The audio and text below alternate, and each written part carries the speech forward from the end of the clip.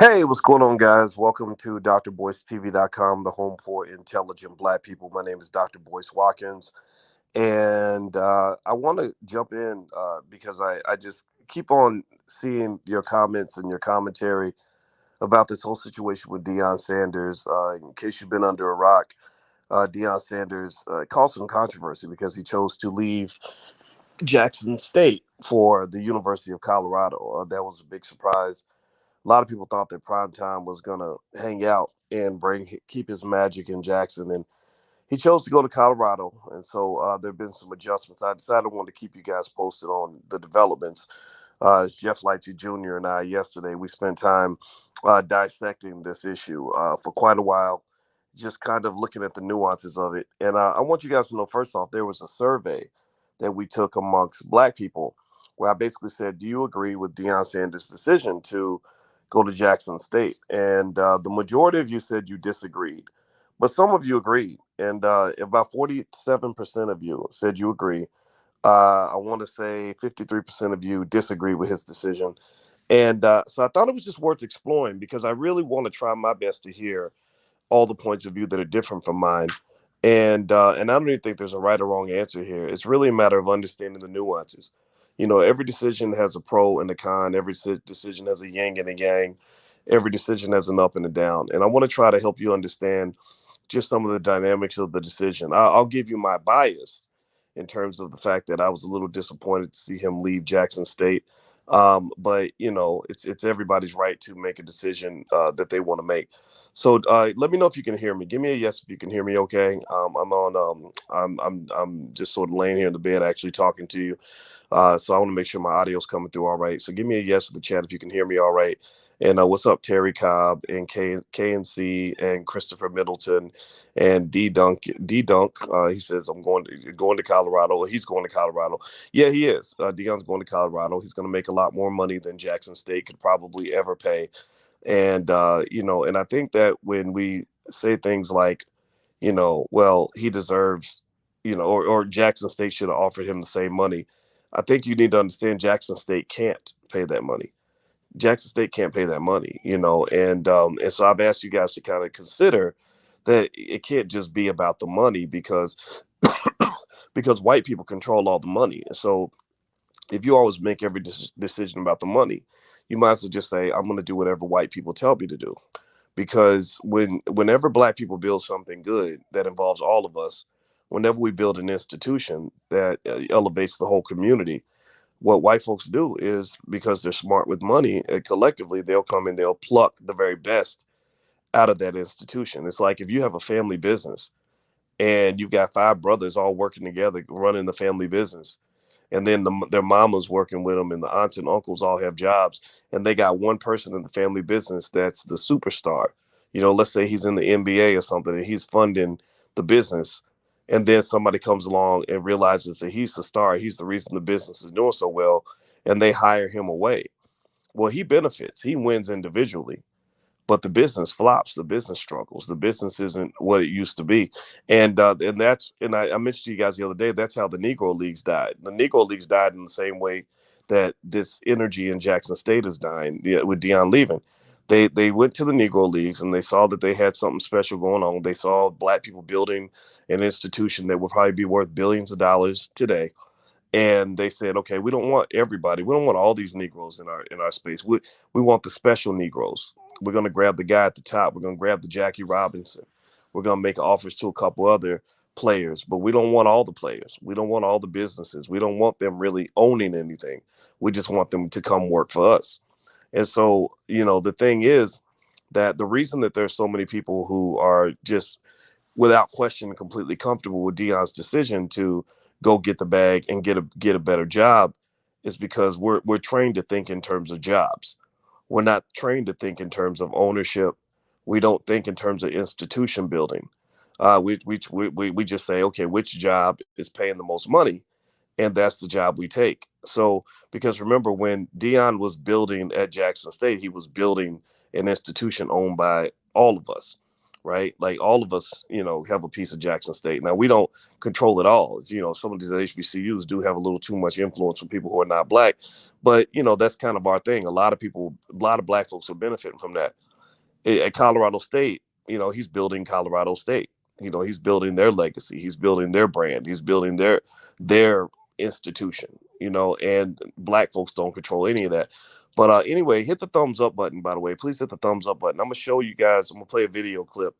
Primetime was kind of describing or explaining some of his perspective on it. And I think that needs to be heard. So I'm gonna play this clip for y'all real quick. Give me a guess. Let me know if you can hear it. Okay, here we go. The thing that alarms me the most is just because I'm leaving Jackson, they think that I'm leaving African Americans. I don't know if you noticed or not, but I'm black.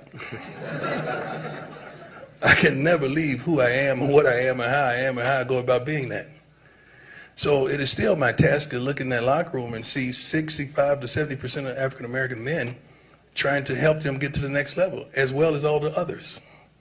My calling is for young men, young women, and people of all walks of life, all social climates, and all ethnicities. That's my calling. My calling is not built on a location. It's built on a destination. Now that was good. You're supposed to clap for that. Darn it, that was good. You getting some of my good stuff. We just getting started. I already went in the bag, baby. Let's go. Okay, so he made this statement, and and he said something like, I'm not here for just black folks. I'm here for all people of all ethnicities and everything else. And I get that. I mean, that's the language you got to speak at a white university. If you talk too black too regularly, they're not gonna be happy with that. They're gonna get offended by that. But the problem is that this is the similar language to what you hear a lot with the Congressional Black Caucus, or what you hear with the Democratic Party. And when you hear politicians that kind of ignore the black community, or when you say something about reparations and they say, we're doing this for everybody, we're here for everybody. Remember, Dr. Claude Anderson was talking about that. He was saying you have to be cautious of that, because they get you to the point where you're serving everybody, and then you forget, about serving your people directly, about doing things that are going to actually benefit the community. I'm not talking about the individual. Deion is not the first black man to get a fancy job making lots of money. There's nothing unique about that. There's nothing original about that. There are thousands of black men around the country that make either hundreds of thousands of dollars or millions of dollars building white corporations. There are many black men and women, thousands of them all around the country, building white universities. There are a ton of black men and women around the country building white establishments of all forms, that making good money to do it. I mean, there's nothing, really unique about that. Now, what is unique is when you're building something that is owned and controlled by black people. So for example, um, when I was on the faculty of Syracuse University, I was building for Syracuse. I wasn't building for me. I wasn't building for my family. I was building for Syracuse, making a lot of good money at it. I was a high-paid black man at a white university too. I know exactly what Deion's experiencing for the most part. Um, I realized that I had been duped my whole life. I realized I'd been lied to. I realized I'd been told that your job as a black man is to go out here and chase the bag, make the most money you can possibly make, go to the best institution you can to get the most money possible, and that's it, and not think about the long-term benefit of your labor. And the problem was, I realized, I said, wait a minute, I'm up in this university. I get to teach a couple black kids. There were black kids at Syracuse. Deion referenced the black men at Colorado and the black women at Colorado. There were black men and women at Syracuse, and they would come to see me, and I was happy to, I was really happy to talk to them and meet them and hang out with them and everything else. But then I realized that I wasn't around my people for real, for real. I wasn't really pouring into the community the way I could have poured into the community. Sure, I was mentoring 30, 40, 50 black kids a year. But I said, I think I'm supposed to be doing more than that. I think I'm supposed to be doing more than building up the legacy of Syracuse University. I'm supposed to be building something that's owned and controlled by our community. So that's what led me to create the Black Business School. So at the Black Business School, in case you don't know about it, I mean, we are pretty much an HBCU that was built in the Black community. The difference is that we're 100% independent. We don't depend on government money or corporate money. Our core beliefs is that we believe Black people should educate our own children, create our own jobs, and support Black businesses. We have trained over 10 million Black people how to buy their first share of stock, how to buy real estate, how to start family businesses. Give me a yes in the chat. Say something in the chat if you've been financially impacted in a positive way from the things that you've learned on this platform. We have over 1.4 million subscribers. We reach a million Black people a week. We're approaching a billion views on various forms of social media and YouTube and everything else. And that was what I realized that I should pour into, because that's an institution that we own and control. There is no white man that can come in and offer a check or a bag that would make me walk away from the HBCU that I've helped to create. And what led to my line of thinking, you can think how you want. I mean, I get it. Deion's getting his money. I'm happy for him. But what led to this line of thinking was, I said, okay, I could go chase a bag, and I could go work at a big white university and build up that university and make Syracuse rich. Syracuse was benefiting. I was on national TV. I was the prime time of finance. I was a bad mother sucker. I'm not gonna cuss tonight because I don't want to I don't want to mess up the video. But seriously, I was a bad dude.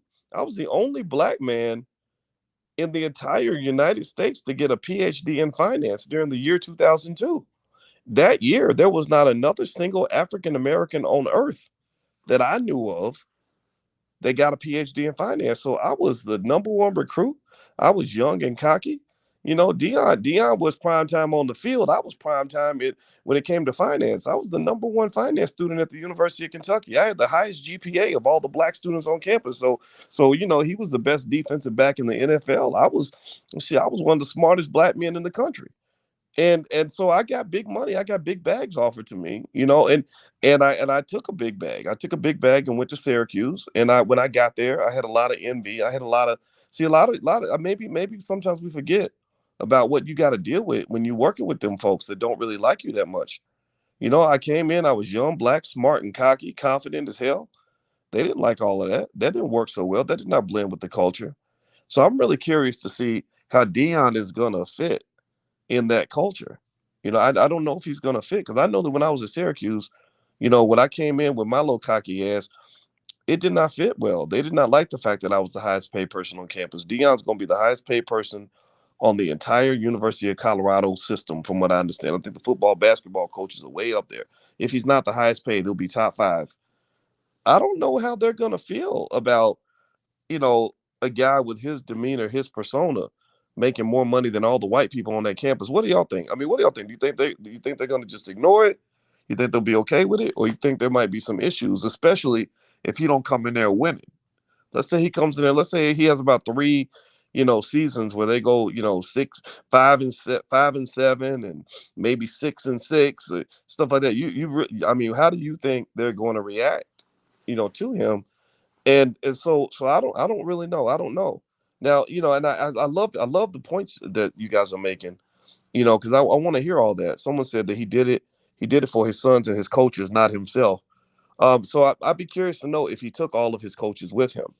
If Colorado is hiring every single coach from Jackson State, or if they're hiring Deion and a couple of his friends. They don't usually hire everybody. They'll let you bring in two or three people, but they got their own infrastructure. They got their own people over there. They're not going to let you just bring in everything lock, stock, and barrel. And then, he does have his sons. From what I understand, one of his sons, Shiloh, he didn't even play in the last game.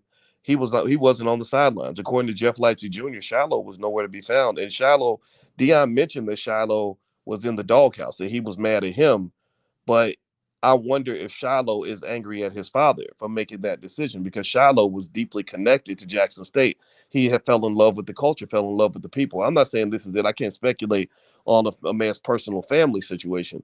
But Shiloh, the defensive back, is not a beneficiary, from what I understand, from Deion's move. He mentioned that he left his other son at home. Now, the quarterback, Shador, a bad boy, NFL prospect. I'm assuming he'll get the starting job at Colorado. But I don't really believe that he needed to leave Jackson State to be an NFL prospect. His daddy is the greatest defensive back in the history of the NFL, so I would imagine that he could have got all the tryouts he needed. Anybody remember Steve McNair? Aaron McNair played at Alcorn State, and he was so good at Alcorn State that he went to the NFL and became, a legendary quarterback. So I don't know if being at Colorado was necessary for his sons to get an opportunity, although that is a possibility. Um, here's another thing. This is the point. This is the main word that sticks in my mind in terms of what's going on with Dion and why, and what I want you all to just understand in terms of why there is another point of view. The operative word for today is institution. Institution. You can build up the individual or you can build up the institution. A big part of the reason that you don't have a lot of economic power in the black community is because you lost all your institutions. When they convinced you to integrate, when they convinced you that integration was the best thing since sliced chicken, their goal was to get you to abandon everything that you owned so you could come work for them, and so you could go from becoming owners to becoming employees. They needed more employees. You could go from being producers to being consumers. They need you to buy their products. They need you to buy their products. They need you to work for them. They need you to pay them rent. That's the way capitalism works. So the word institution is an important word for black folks because we're always, from childhood, we're trained to chase a bag and we're trained to chase a job. Anybody seen this? Anybody ever seen where your family members, like when you tell them you start a business, they don't even care. They don't say nothing. They don't even hit the like button when you post your product on social media. Like they look at you like they feel sorry for you. Well, one day you'll get a job. That little business you got, how's that little business doing? Right? No respect for your business at all. But if you go on LinkedIn right now and you say, I just got a new job, y'all. I'm now the head manager of buckets at Walmart, y'all. Or you tell them you're the manager or something. I'm the manager, I'm the senior district manager at Oodles and Noodles. You'll get 1,000 likes. People, congratulations, way to go. Oh my God, that's so great. Because you're speaking that language, you're speaking that job seeker language. You're not, the owner language says that if you're good at your job, you're supposed to leave that job and go create a company so that other people can benefit from your talent. But the job language says that why would you take the risk of having a company or an institution when you could just go get a paycheck, just go get a job, just go sit up under somebody's umbrella? So part of the reason white supremacy prospers is because you love it. You love it. That's where you're comfortable. You're comfortable with white folks creating all the universities and then you becoming a student and going deep in student loan debt while they're using their institutional power to go gentrify your neighborhood. Tell me if I'm lying. Tell me if I'm lying. How many of y'all live in a city that's got a big white university that's buying up all kinds of property all in that area? Anybody seen this? Give me a yes in the chat if you've seen this. Has anybody seen how white universities, and probably including University of Colorado, how they got your ass deep in student loan debt? This is where the money's coming from. They got you deep in student loan debt because you went to college and went in debt so you could get a job. And they're taking that money and they are gentrifying the shit out of black neighborhoods all across this country. Go look around Johns Hopkins University. It used to be the hood. Now it's got a Starbucks, a Whole Foods, a Trader Joe's, and a dog park. Go check out Yale University in Hartford, Connecticut. It used to be surrounded by the hood. Now it's a safe, wonderful neighborhood where white women can go jogging in the middle of the night. The list goes on and on. Where I was at Syracuse University, it used to be surrounded by the hood. Now they done bought all that stuff up and expanded that campus everywhere. USC used to be surrounded by the hood. Now they bought up probably a couple $1 billion worth of property and they're using your money to do it. That's why you have student loan debt so they can go gentrify your neighborhoods. You're participating in your own economic destruction because you don't understand how that game of powernomics is played. Every black man on earth looking for a job working for white people, but ain't no white people looking for no jobs working for us. They get all of their labor and they get your labor too. You get nobody's labor, which is why your institutions don't exist. Joyce said Yale is not in Hartford, whatever city it's in. You know what I'm talking about. Don't let's not be picky, Joyce. Why are you picking? Why are you messing with me, Joyce? Joyce is cyber bullying me. Stop cyber bullying me, Joyce. I love you. Well, whatever city Yale is in. I know it's in Connecticut. I can't remember what Stanford or I have no idea. But the point of the matter is to say that, when you're talking about institutional power, institutions are built by people that make sacrifices. Institutions can only grow and exist if you have somebody that says, I really don't want a job. I actually want to build something that's going to last in the community. Now, Deion may not be that dude. He may not be that guy. And I don't want to put that weight on him. I think he had the power to be that guy.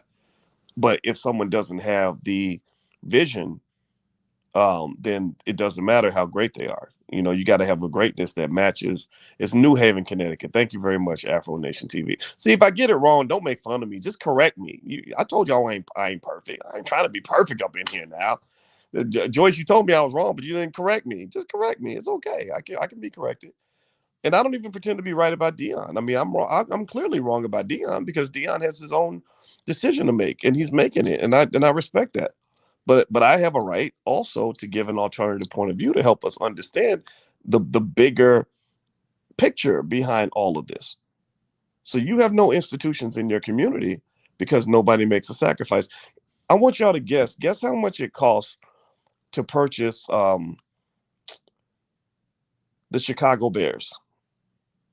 Guess how much they paid to a couple generations ago to create the Chicago Bears. Can anybody guess? Anybody know? If you watch this chat, you probably know. If you watch this channel, you probably know how much the Chicago Bears cost. How much did Chicago Bears cost when that team was purchased 100 years ago, less than 100 years ago, or about 100 years, something like that? It was $100. They paid $100 for the Chicago Bears. Now I want you to go look up what Chicago Bears are worth right now. I'm gonna guess about $4 to $5 billion. $4 to $5 billion. The New York Giants were purchased around the same time by another family that had a long-term vision of institution building. And the New York Giants that were purchased for $500, they're now worth over $5 billion. So you got a rich white family that could buy your mama 10 times over. They could buy every HBCU in America right now. And they have that wealth because somebody had a vision and wanted to invest in building an institution. They wanted to build an institution. I could keep going down the list. There's plenty of other NFL teams. Even Jerry Jones and the Dallas Cowboys. He bought the Cowboys not that long ago. He bought the Cowboys in 1989, the same year Deion Sanders graduated from college, if I'm not mistaken. I think he was in the NFL draft in 1989. He bought the Dallas Cowboys the same year Deion Sanders left college for 150 million. 150 million. Now the Cowboys are worth $8 billion, and Jerry Jones and his old racist ass it has $8 billion, and Jerry Jones by himself could buy every single black institution in America. Damn near, he could buy every HBCU in this country and still have a few $1 billion left over. So that's the difference. That's what institution building looks like. That's what wealth in America actually looks like. You ain't got no real wealth. You got a bunch of rich Negroes. You got a bunch of $100,000, $500,000, $1 million shiny Negroes with gold chains and that do a lot of loud talking, but don't have any of the patience or resilience necessary to engage in long-term institution building. Hardly none of them have the ability to build something that's going to be worth several $1 billion within a generation or two. Jerry Jones now, again, as racist as he was, he can be completely racist, get busted being racist. I mean, people saw him in that picture from 1950 something or whatever it was, and he don't give a shit. He don't got to answer to you. He ain't going on no apology tour. They gave Kyrie Irving a long list of demands like he was an 8-year-old. Jerry Jones ain't got to do shit for you. You know why? Because he's got independent wealth and power that came from a long-term vision that engaged significant institution building and made a sacrifice in order to buy a sports team that's now worth about, I don't know, what is that, about 30, 40 times the original value. There's a lot of black people who could start a sports league right now if they wanted to, but they just don't have the vision. They just don't have the vision. I would say that there's a lot of ways to kind of interpret this, and I know the alumni. I know that the the board of directors at Colorado and the trustees and all the donors are happy. They're like, wow, we went and we found this guy. And now think about it, mind you, now these are the same people that wouldn't have hired Deion 2 3 years ago. They had no interest in hiring Deion 2 3 years ago. They didn't consider him qualified 2 or 3 years ago. They're willing to hire him now because Jackson State gave him a chance when nobody else would. See, everybody talks about what Deion did for Jackson State, but nobody talks about what Jackson State did for Deion. Does anybody know that? Has anybody really followed this? Jeff Lightsey Jr. Go check out Jeff Lightsey Jr. at the Black Boss channel. He can give you the whole history. He's one of the great leading experts on HBCU sports right now. And Jeff talked about the fact that I didn't even know this, that when Deion started coaching at the college level, nobody would hire him. For even Florida State, the school that he gave so much to. I mean, he hooked Florida State up. He put them on the map. Florida State was like, yeah, we liked your black ass when you were dancing in the end zone, but we really don't want you on the sideline getting white man coach money. We don't need that. We don't trust you with that position because we don't think you have the intellect to do that job. So Jackson State was one of the few schools, if not the only school, because Deion was coaching high school. He was an offensive coordinator at a high school. So Jackson State took a chance on him. So let's not get it twisted. We know our HBCUs are not perfect. There's a lot to criticize for sure. There's weirdness, dysfunctionality, bureaucratic problems, all kinds of things. But let's just be clear. Deion did, yes, he did a lot for Jackson State, but it wasn't like he went there out of the goodness of his heart. He went there out of desperation. He went there out of necessity. If Deion could have skipped Jackson State and went straight to the so-called white leagues, or or they call them the big leagues, I would call them the white leagues. If he could have jumped straight to Colorado and skipped over Jackson State, he totally would have done that. Y'all think he went to Jackson State because there's all this love, like, oh, I gotta go be with my people, I gotta go pour into a HBCU. That wasn't his line of thinking. I mean, I'm not saying he didn't do it. I'm not saying he didn't make the most out of the opportunity or out of the situation while he was there, but they were blessing him. He was not blessing them. They had other qualified, experienced coaches that wanted that job, and it was the brilliance of the athletic director, apparently, from what I understand, that led to Deion getting the opportunity. So, so ultimately, I really kind of think that um, just being having the ability to at least see this from multiple perspectives is really important. I get it. I get the people that say, yeah, it's $5 million, or 7 million a year, whatever it is. That's great, and it's a Power Five school. I understand all of that.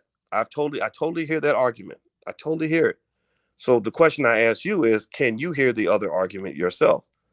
Can you hear the other argument, or are you so stuck on the money piece that you can't see anything else outside of the money? You can't see the loyalty piece. You can't see the pro-black piece. You can't see the institution building aspect. You can't see the community aspect versus the individual.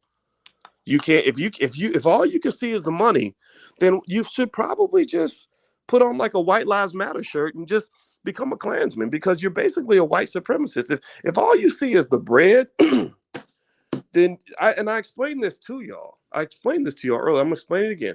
If all you see is the money, and I'm saying this as an expert on money, my whole doctorate is in money.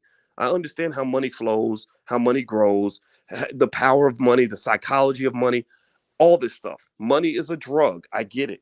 Deion himself understands money. He had a song called "Must Be the Money," right? So, so if all you see is the money, then you're a white supremacist. And the reason that you're thinking like a white supremacist is because if I'm a black man and I say, yeah, I'm gonna be with my people when I can, and I'm gonna build for my people when I can in my spare time. But if somebody offers me more money, I'm gonna go get that bag. I'm gonna go get that money. Well, if you think that way all the time, then effectively you're just basically going to go wherever he wants you to go. This is called economic warfare, black people. This is what they've been doing to you for a long time. This is why you don't understand why your wealth isn't growing.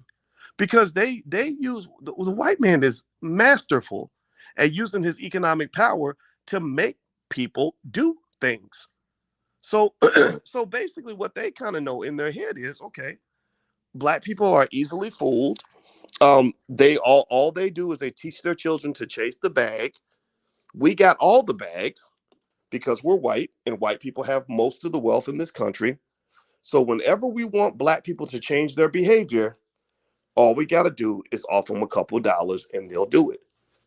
Tell me if I'm wrong. Tell me if I'm wrong. Tell me you can prove to me that there are scenarios where large amounts of money is being offered and black people say, "No, we're not going to do that." But no, you could offer us $1 million. We're not interested in the money.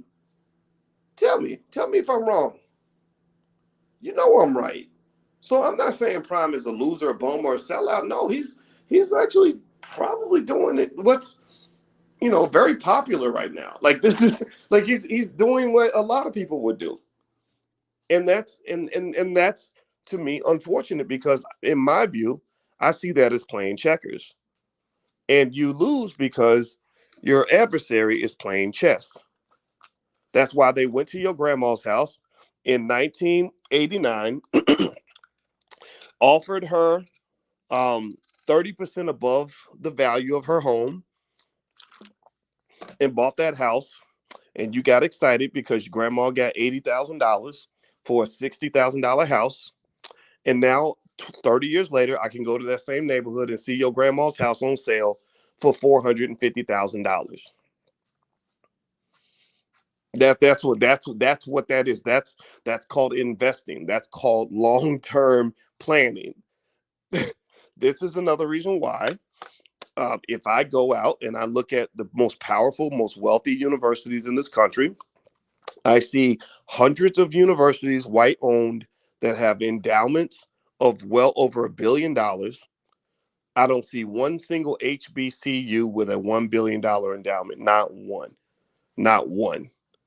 USC is a mediocre school. It's a good school, but it's not Harvard. It's not Duke. It's not Yale.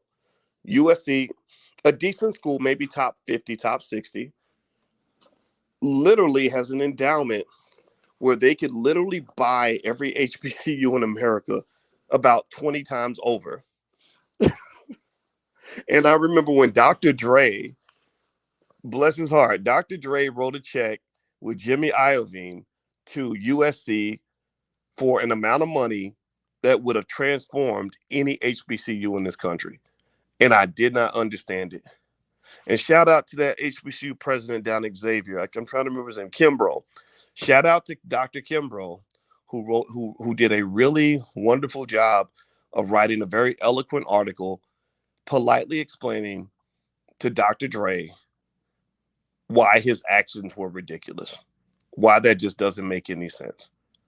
USC didn't even need the money. USC spent that money in about 2 weeks. But an HBCU could have taken that massive donation and probably educated 100,000 black kids with it. so so I just will say that, with this whole thing with Prime, I just really wish, I wish we could kind of understand. Again, it's not really me saying you have to agree with me. I'm not saying that anybody has to agree. I get it. I mean, I actually agree with. I disagree with myself. That's how weird I am. I disagree with myself because I want to understand both sides of an argument. I want to understand both sides very well. I think. I mean, tell me if there's any other factor I'm missing. When Deion goes to Colorado, there's $5 to $7 million. There is also the chance for he and his sons to be on a big stage nationally. I imagine there's going to be a better job in the future. He'll either get fired or he'll end up getting a better job at a higher university. Do I understand sports? I don't know if I understand sports as well as everyone, but I definitely am a big sports fan. I went to Ohio State. I watch college football very closely. I know that my Buckeyes are in the top four, and they're going to get a chance to play for a national championship. That makes me very happy. I played all the sports when I was a kid, mostly basketball, football, and track. A little bit of baseball, not too much. My father was good at baseball, but I never knew my father, so he never had a chance to teach me. And so I don't know. I'm not going to sit here and pretend like I'm a sports expert, but the thing is that this is so much bigger than sports. This is really, again, this is really just solely about taking a moment to reflect on how white people have lots of institutions in their community and you have almost none. And the reason you don't have any is because whenever you get something good going, first thing they'll do is try to buy you out. First thing they'll do. That's how they stole your hip hop music. You had the best rappers and the best DJs and the best parties right there in the South Bronx. You had $1 trillion industry right there in the South Bronx. They could have would have become $1 trillion industry. But when they saw what you had going on, when they saw the swag that you had, Primetime ain't the first guy in the black community to have swag. You had DJ Cool Herc, Grandmaster Flash, Africa Bambaataa, KRS-One. You had the best of everything. You had something money could not buy. Well, when they came by with a bag, everybody just kind of sold out and was thinking about self. Nobody was thinking about institution building. The only people that came close to that to some extent might have been like Russell Simmons. Russell Simmons was one of the few, and unfortunately, he had these partnerships with people in the Jewish community and whatnot. And the Jewish community, they don't sell their bag like that. Like they don't sell their secret sauce as quickly as we will. So they kind of get into business deals and they're able to take control of those business deals because they make their kids as good at business as our kids are at basketball. That is a cultural decision. That is a cultural norm that they possess that you should probably pay attention to because it explains why you spend so much time being frustrated because they control all the media and so much of the banks and so many other institutions in this country. You really can't offend the Jewish community because they make sure they put themselves in a position of power through what? Institution building, institution building. So ultimately, I'm gonna put a Genius Gaming says a lost voice on his hate and lack of intelligence on this subject. Well, if I'm incorrect on a certain area, I would challenge your intelligence and ask you to correct me. Tell me where I'm wrong. But if you think I'm a hater, then I guess I must be a hater because somebody's got to hate on the culture. If we have this culture where we're always economically losing, then yeah, I'm gonna hate on that. If we have a culture where we always want to be in last place economically as a people, yeah, I'm gonna hate on that. If we want to have a culture where our community, our institutions, our schools are the worst ones and the least funded and the least supported and the most abandoned, yeah, I'm gonna hate on that. And it really comes down to this thing where you got to stop sort of training your kids to not just chase the bag, but chase these shiny objects. I would really dare to say, if you talk about um, Deion being that dude. He always says, I'm that dude. I'm that dude. To me, if you're that dude, then you should be that dude no matter where you are or what you're affiliated with, right? If you're that dude, he's going to be that dude at Colorado. Now, whether or not they are open to that culturally, I'm really curious to see how that plays out. I know that when Deion gets there, he's going to have a diverse audience. Some of them don't like all the chains and the bragging and the swag and all that. And if you remember, 30 years ago when Deion was really doing his thing, he started it at Atlanta, with playing for the Atlanta Falcons. And in Atlanta, they like that stuff. I had an Uncle John who was just like Deion. He had 4 or 5 rings on his fingers. He had about 4 or 5 chains. He had a couple gold teeth. Like he liked Deion. He liked that style. Whereas I wonder if that style worked as well when he was playing for the Dallas Cowboys or whatever. But he was a great player, so maybe that worked out for him. But I'm really curious to see how the people in Colorado feel, especially if he's not really able to win. Like that's the football fan in me. I'm gonna really watch the team to just kind of see, how things work out. I want things to work out for him. I want him to do well. And he's impressed me as a coach. I really think that he deserved an opportunity, and I think it's kind of unfair that he didn't get one earlier. But I just feel like we kind of missed Such an opportunity, though. And I'm gonna tell you this though: if he doesn't win, if he can't win in Colorado, it's gonna be real messy for him. They'll run you out of town. College football don't play. They got too much money on the line. If you ain't winning, now Jackson State, they might let you sit there and lose it, have a couple losing seasons. I don't really know if Colorado would give that sort of leeway. So my prediction is that within 3 years, Deion will either walk up or walk down. Like he'll either go to a better job, maybe a Notre Dame or a Florida State or something, or even I don't know, Alabama or something, or he'll end up stepping back down. So I'm curious to see how it plays out. That's the football fan in me, but the institution builder in me is really trying to help you at least understand that this is why this is why a lot of black family businesses don't do well. When I was in Baltimore and I was going through Baltimore, and there was this old parking lot where this guy told me there used to be a mall there. Used to be a black owned mall in that parking lot, and all these black businesses used to be in that spot. And I said, well, what happened? Like, where the businesses go? And they said, well, in the next generation, the kids didn't want to take over the businesses. The kids just wanted to get jobs. And so basically the businesses died because the kids just were like, it's not cool to be part of the family business. Why would I want to build something of my own when I can just go work for this corporation that's going to pay me a lot of money? And what we don't see when it comes to wealth is we see the paycheck. We don't see the residuals of the paycheck.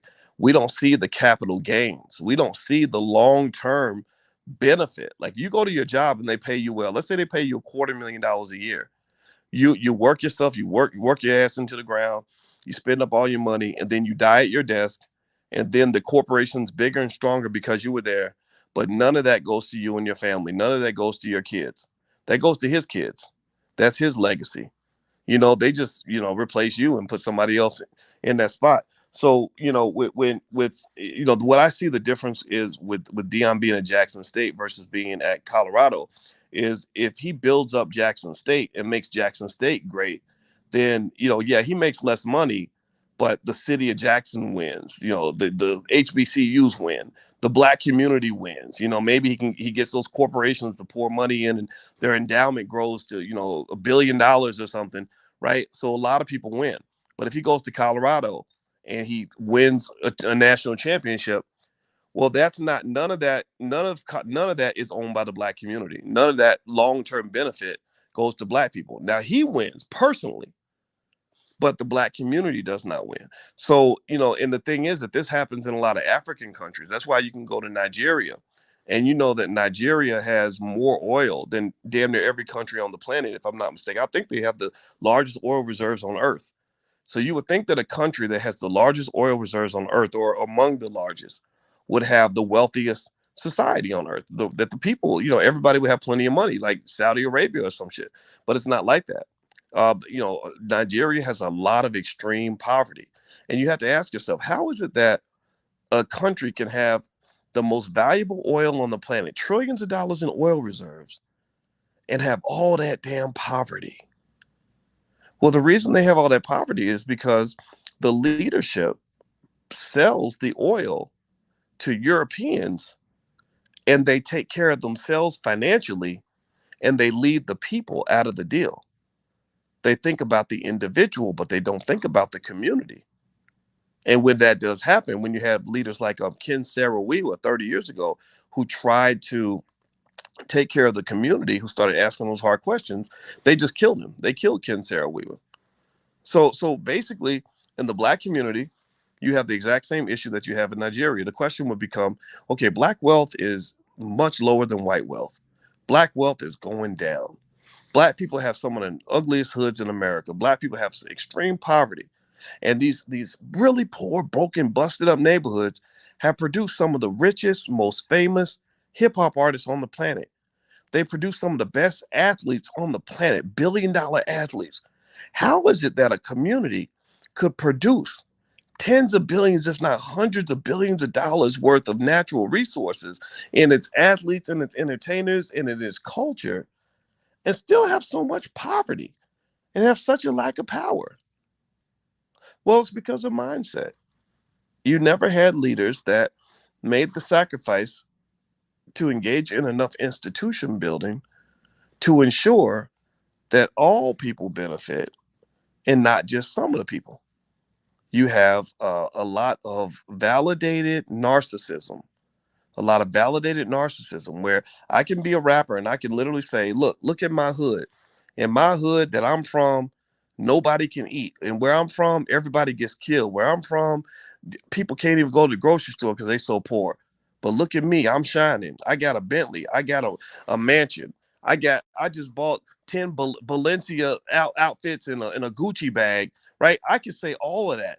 And there's very few people that will stand up and say, how is it that you got a Bentley and 10 Balenciaga outfits and a Gucci bag and a mansion and your hood that you're claiming to represent in every album is struggling like that? Like nobody says that because eventually somebody will jump in front of them and say, "Man, why you hating? Why you hating? Why you pocket watching? Why you got your hand in that man's pocket, nigga? What wrong with you?" Right? Like so we kind of beat each other down like that. Like we don't allow. We're not real. Some of us, not all of us, but some of us are just not interested in the expression of higher level righteous ideas when it comes to how we assess the world and assess our situation. So I think with the Deion Sanders thing, and some of you get me, some of you are listening, and I get it. So a lot of you, understand where I'm coming from. Some of y'all just gonna use stupid terms like hater and stuff. That's, come on, man. I'm 51 years old. Let's use grown up language. Let's not talk like 12-year-old rappers.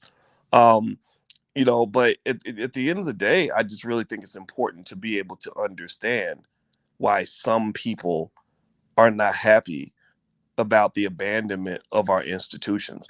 And I want to point that out so that you know that the abandonment of your institutions is the reason that your institutions are not strong. And I also want you to know that the Jewish community does not do this to their institutions. And that's why their institutions are stronger than yours. So for those of you that understand that, what I here's the way you can apply this right now is you can think about your family business and think about the culture that you raise your children in. What I would do if I wanted to have a multi-million-dollar family is I would raise my children to have the best economic skills that they possibly can. I would make sure that they're well trained in all areas, financial, etc. And in fact, we have a whole Black business school for kids called Black Millionaires of Tomorrow. You can find it on my website. It's all at boycewatkins.com. It's in the Black business school. It's called Black Millionaires of Tomorrow. It's a whole curriculum. I put that together based on what I taught my students at Syracuse University. And basically, make sure your kids are economically well trained. Make sure that they have discipline so they can apply what they know. And then, most importantly, tell them there is nothing more valuable than the family business. There's no place that you'd rather be than next to your brothers and sisters. There's no place where you are safer than when you with your clan, than when you're with your clique. There's no job out here that you can ever have that can pay you enough money to make you feel like you're in a better place than you are when you are pouring into the family. There's no institution you can pour into that matters more than this one that we got right here. Right. And that's really important to understand because, when you're talking about building up major corporations, that takes a sacrifice, man. Somebody's got to pass up a job for that to happen. Elon Musk became the richest man on earth because he got to a point in his career where he said, I'm no longer looking for a job. I'm looking to build an institution. Jeff Bezos became one of the richest men on earth by owning Amazon because he walked away from a $300,000 a year job. He wasn't just chasing the bag, he was chasing the power. UPS was founded by two teenagers who were delivering packages on their bicycles less than 100 years ago. And they eventually built a company that's worth $250 million. I could keep going on and on and on down the list. Institution building, baby. That's how you get that power. So look around you and ask yourself, what institution am I pouring into that has a chance to give my family power? And if you can't think of anything, then that means you might need to shift your priorities because that could mean that you're pouring into an institution that is not owned and controlled by you. That's my point. That's what I want to say. Thank you for listening. Hit the thumbs up button. Thumbs up, share, subscribe. We're doing a Black Wall Street training that starts on December 6th. It's going to be all about how the black folks built institutions on Black Wall Street 100 years ago. How old Mr. Gurley and all the others went out there and started. Remember O.W. Gurley, who created Black Wall Street and all those black millionaires out there?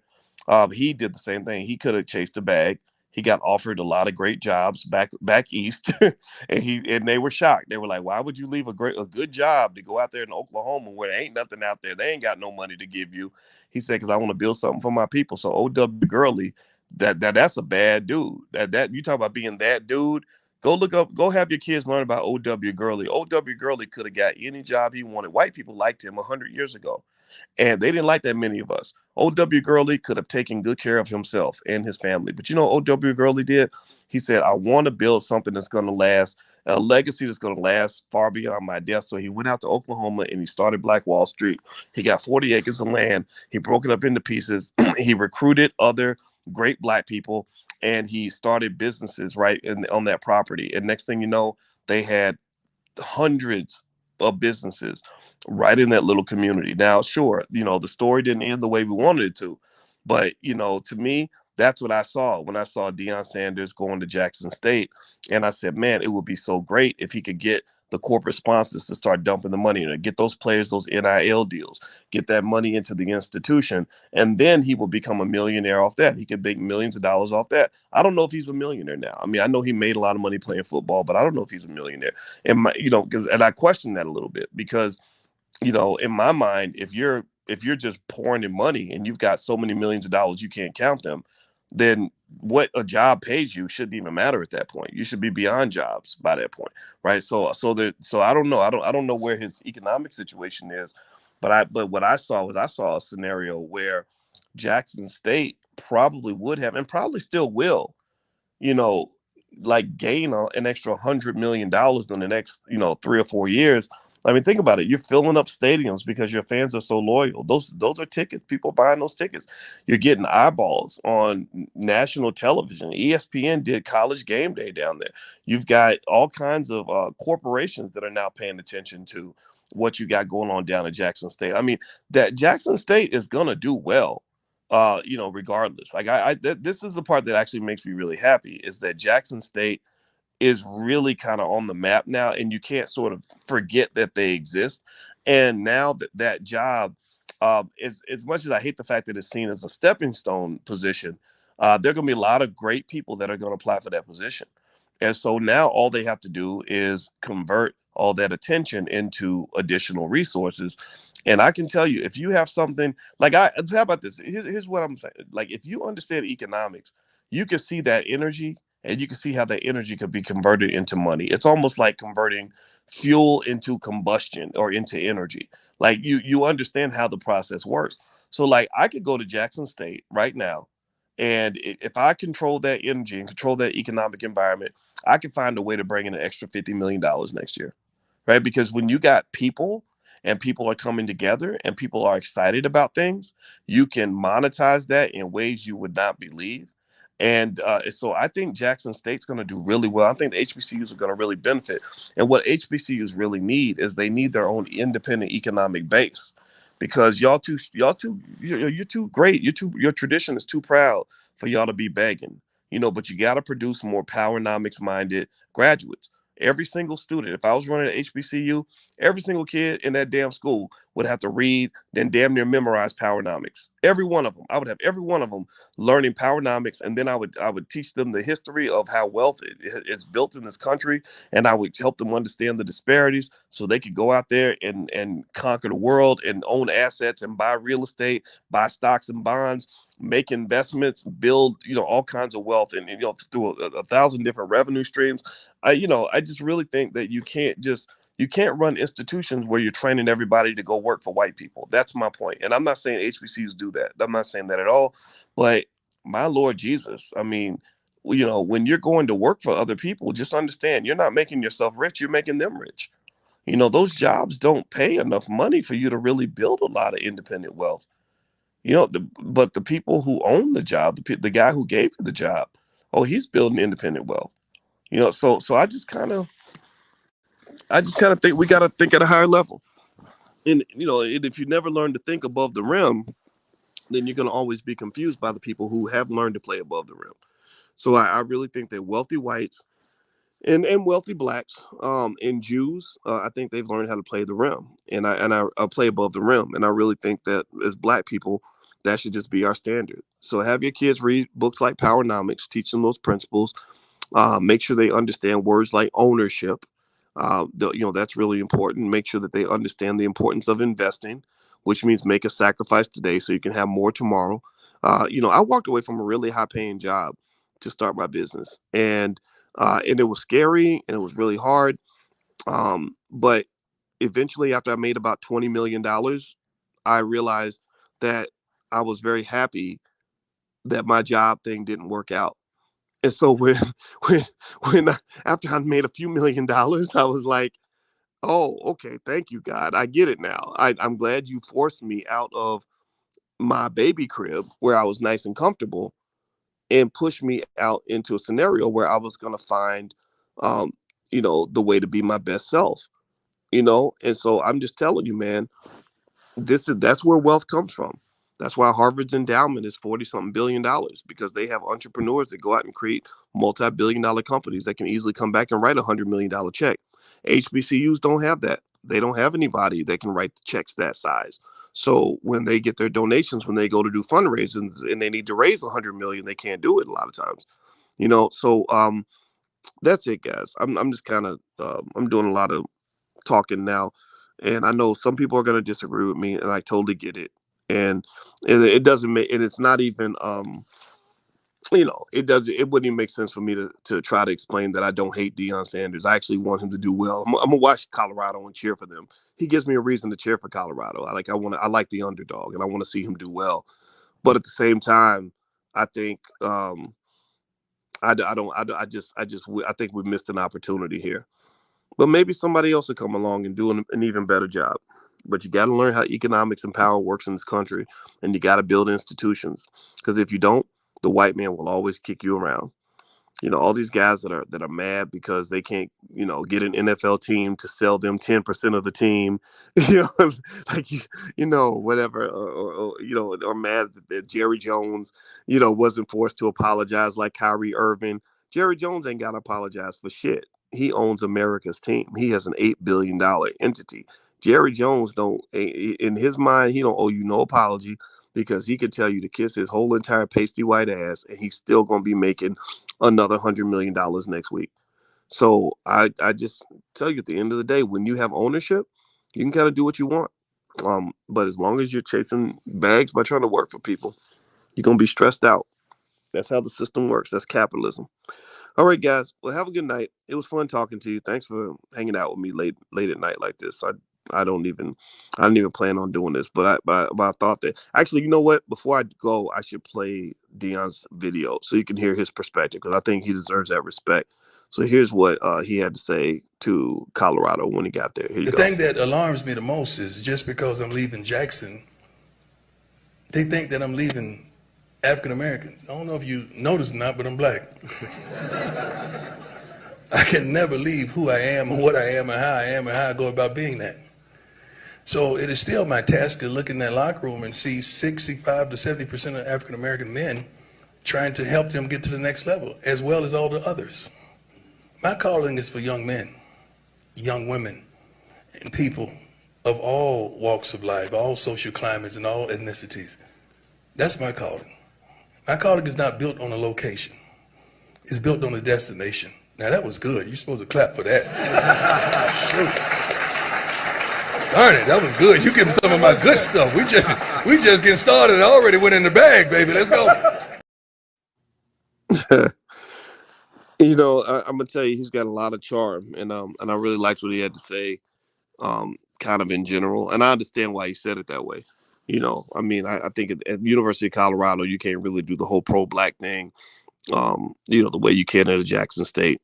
And so, because I think that if he talks too black, he ends up risking offending, all the white people that he works with. And And then he mentioned something about being able to help the black students that are at Colorado, and I get that. Like I used to feel that way.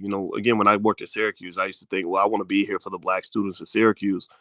When really, I realized eventually, like none of us should really be here because most of the black students at Syracuse, when I was there, they were being mistreated. There was a lot of racism. Most of them are still in debt, the student loan debt. I got students I taught 20 years ago who still haven't paid off their student loans, and I wasn't where I needed to be. I needed to actually be developing the black business school and doing something in the black community. I didn't need to be, sitting up under somebody else. And the thing is that in your community, you have some people that are really just too great to be under somebody's tent. Like you if you're as tall as a tent pole, you can't fit under somebody else's tent. And so with a guy like Dion, I think he's got that special it factor where I just hate the idea that he feels like he needs the University of Colorado to validate him when he can validate himself. And but it's a journey. I had to grow into that. When I created the Black Business School, people would ask me, they'd say, hey, are you going to try to seek accreditation? And I said, why would I seek accreditation from an inferior educational system that's proven that it's incapable of properly educating Black people? No, we don't seek accreditations. We give accreditations. We are the authority. We are the temple. In finance, I'm okay with saying, yeah, I am that dude. Like Deion says, I am that dude on the football field. Well, I was that dude when it came to finance. I was the Wall Street Journal outstanding graduate and senior in finance. I had the highest GPA of all the black students, and it was very easy to do. It wasn't like it was even hard. I was literally dominating in that field. I could run circles around some of the smartest people, in the world. And I was smarter than most of my professors by the time I got done. I mean, I was that dude. And I think that in your community, you have a lot of genius young Black men and women, and you lose $1 trillion every generation because you take great men and women and you turn them into fucking employees. Like a person who is a winner is not supposed to be following behind a loser. A person that can go 100 miles an hour should not be forced to run behind somebody who can only go 50 miles an hour. So a lot of your kids, they're so great, they're so bad, they're so brilliant. Some of y'all got kids that are so smart that they need to be their own boss. They're built to be leaders, they're winners, they're super sharp, and they're only going to get frustrated sitting behind somebody who not only isn't as smart as them, but infuriates them with all their bullshit. And it makes me think about how I felt. I remember when I was at Syracuse University, and I've been on the faculty for a while, and I had a conversation with the dean, and he happened to be a Black man. And I remember saying to him, I said, you know, I understand that you guys don't like me very much. The institution doesn't like me. Y'all know y'all want me out of here. I said, but and I know that you're gonna make an argument that maybe I'm not qualified because I feel like that's kind of what they do to Black people in general. I said, but truth be told, that argument isn't gonna work on me now because it might have it worked on me when I was 10. When I was 10, my white teachers would tell me I wasn't smart enough or that I was too hyperactive. I need to be put on medication. They do that to a lot of your sons, by the way. So just be real careful. They really want to put the smart Black boys on medication because sharp Black boys that question everything are a real threat to the system. It's not the thugs. The thugs are not a threat. They just kill the thugs. They throw them in jail. They're just fulfilling the stereotype. It's the little geniuses that they worry about the most, the geniuses with courage. And I was a genius and I had courage. And I said, but now I said I'm a grown man and I'm not falling for the hype. I'm not letting you all define me anymore. So I'm gonna go ahead and tell you that it's not me being unqualified. That's the issue here. The issue is that you haven't even promoted a single Black person in the last 100 years in the field of finance, which tells me that this institution is either too racist to accurately judge talent, or you're just too stupid to see talent when it's in front of you. So either way, I need to leave here because I need to go find my true destiny because I've outgrown this place. I've outgrown this situation. I'm not built to be, your employee. I'm supposed to go create something of my own. And that was my mindset, and the thing is, I know everybody can't do it. Everybody can't, go create an institution and build something great, but I think a lot more of us can, and confidence is a big part of that. Like, you really got to believe in yourself. And the problem with white supremacy is that once them damn white folks get in your head, they be having you second guess yourself like crazy. Like, they'll have you in there just, like, wonder, well, maybe I wasn't I was late to the job 5 times, in the last year, and I did misspell something on the legal brief, and so maybe that means I'm not good enough. So they'll have you. When they kill your confidence, what happens when your confidence gets killed is your desire to take chances goes way down. You're already from a scared conservative community. You're already from a community where they came out of slavery, where we had to be scared and conservative just to survive. So especially if you talk about a black boy that's got a single mom that just wants him to be safe and okay, every time he gets, his instincts tell him to go take a chance and fight for something. His mother might just tell him, no, no, no, don't do that. These things are gonna happen. And I went through that. I remember just hearing people that love me tell me, like, no, no, no, if you do that, you're gonna mess up your career, and they'll never hire you again, and all this other stuff. I'm so happy I didn't listen. The best thing I ever did was to stop listening to all the people in my ear telling me not to take a chance on me. I just felt it. I felt God was telling me. I really kid you not. I mean, God inside me was like, Boyce, you are a fucking nuclear bomb. Like, if the world gets a chance to hear some of these ideas that are in your head, you will change the entire planet permanently. You will be in a history book. And I kid you not. Like, you know, I'm actually in history books now. There are history books out there that where I'm in. There's a little part on voice, but now it doesn't even matter. Like, I got to the point where I don't even care about that stuff anymore because I know all this arbitrary. But still, and so the only thing I regret actually was that I didn't figure that out sooner, and I didn't actually go harder. So here's the thing. This is my simple point, and this is a stream of consciousness. I know I probably, so to some people I probably sound like I'm rambling, but those of y'all that get it, you're welcome to hang out and just kind of keep chatting with me. But I feel like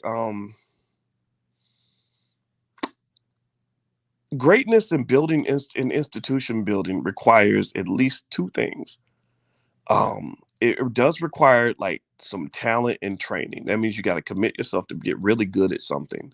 Whatever it is you're trying to do, you got to really train. And for me, it was going through the rigors of the PhD program, which was the hardest thing I ever did.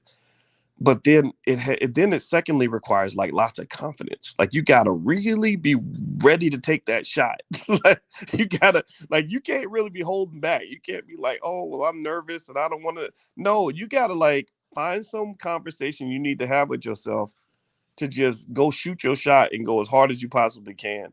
And then I think it takes like some level of discipline and commitment to deal with the situations where your shot completely misses, or when you get your teeth knocked out. Like, you got to have some resilience in you where you don't internalize the fact that you got your ass kicked and somehow take that to mean that you need to stop doing what you're doing. Because I do believe, now that I'm looking at my life, looking back at it now, again, I'm not 21 anymore. I'm not 31. I'm not 41. I'm 51 years old. So so some of y'all may seem old. Some of y'all may seem young. Some of y'all might be your age.